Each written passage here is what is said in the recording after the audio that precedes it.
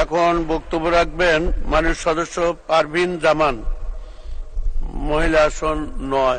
আপনার নির্ধারিত সময় ৫ মিনিট। ধন্যবাদ মাননীয় স্পিকার। এই মহান সংসদে ২০২৪ সালের প্রথম অধিবেশনে মহামান্য রাষ্ট্রপতির ভাষণ সম্পর্কে আনীত ধন্যবাদ প্রস্তাবের উপর আমাকে প্রথমবার বক্তব্য রাখার সুযোগ দানের জন্য। চতুর্থবারের মতো একজন ব্যক্তিত্ব সম্পন্ন, মেধাবী ও বিচক্ষণ স্পিকার পেয়েছি। সত্যিই আমরা সৌভাগ্যবান। মাননীয় স্পিকার, আপনাকে অভিনন্দন। সেই সাথে দ্বিতীয়বার নির্বাচিত হওয়ায় মাননীয় ডেপুটি স্পিকার মহোদয়কে আন্তরিক অভিনন্দন জানাচ্ছি। আমি বঙ্গবন্ধুর সৈনিক হিসেবে সত্যি গর্বিত। আমার লেখা একটি কবিতার পংক্তির মাধ্যমে গভীর শ্রদ্ধা ও কৃতজ্ঞতার সাথে স্মরণ করতে চাই স্বাধীন বাংলাদেশের স্থপতি, সর্বকালের সর্বশ্রেষ্ঠ বাঙালি, বিশ্ব নেতা, জাতির জনক বঙ্গবন্ধু শেখ মুজিবুর রহমানকে।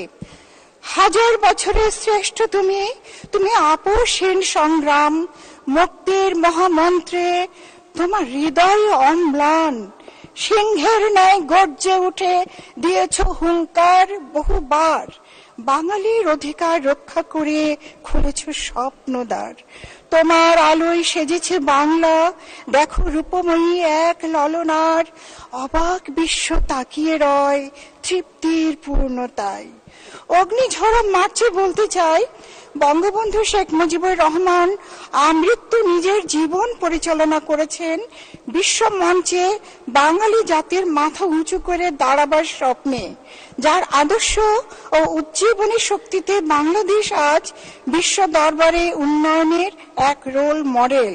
মাননীয় স্পিকার, গভীর শ্রদ্ধা ভরে স্মরণ করছি বীর মুক্তিযোদ্ধা ও অমর শহীদদেরকে, যাদের অসীম সাহস ও আত্মত্যাগের বিনিময়ে আমরা অর্জন করেছি একটি স্বাধীন সার্বভৌম দেশ, জাতিসত্তা, পবিত্র সংবিধান ও লাল সবুজের পতাকা।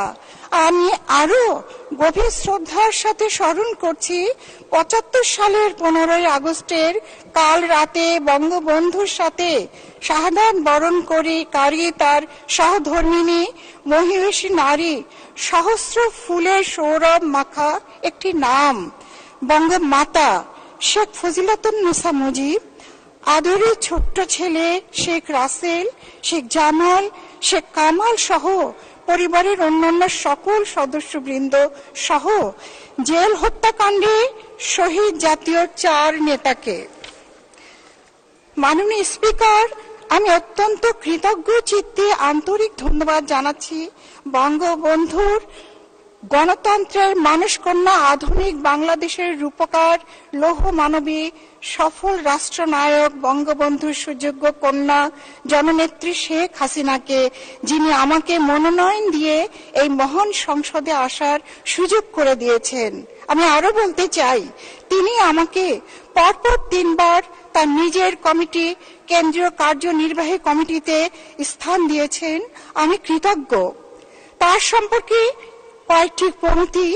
বঙ্গবন্ধু রক্ত ধারায় তুমি প্লাবিত ঢেউয়ের চূড়া, তুমি ভাঙো অসাম্যের যত ব্যবধান, দূর করো অন্ধকার, ক্ষুধার্ত মানুষের দাও অন্ন, তুমি বিপন্ন মানবতার বাতিঘর, তুমি আগুনে পোড়া ঘর ছাড়া মানুষের নাও বুকে টেনে, তোমার কর্মে, তোমার সাহসে, তোমার ভালোবাসার বিশ্বাসে বিশ্বজয়ী দুর্গতি নাশিনী বঙ্গবন্ধুই যেন নিঃশ্বাসে বিশ্বাসে আবার আবির্ভূত তোমারই মাঝে মাতৃরূপে।